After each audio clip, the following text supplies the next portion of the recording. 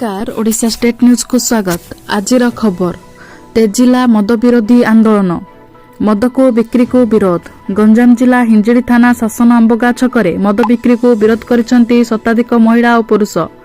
घटनास्थल में हिंजिड़ी थाना पुलिस पहुंची लोकों को बुझासुझा करुची। खबर अनुसार किछि दिन अंचल में बेआईन मद कारोबार बढ़ी चली जहां विरोध करुछंती स्थानीय लोक हेले समस्त चुप बसिछंती। शेष में मद बिक्री को संपूर्ण भाव बंद करने को नहीं शताधिक महिला पुरुष एकत्रित भाव विक्षोभ प्रदर्शन करिछंती। एहासह मद दुकान निकट को जाई मद फिंगिवा सह दुकान भंगारुजा करिछंती। सेहीपरि सरपंच को घर सम्मुखरे जाई मध्य होहल्ला करथिले उत्त्यक्त लोक। खबर पाई हिंजिली थाना घटनास्थल को जाई लोकों को बुझासुझा करुछि। गंजामरू भगवान पाठी रिपोर्ट ओडिशा स्टेट न्यूज।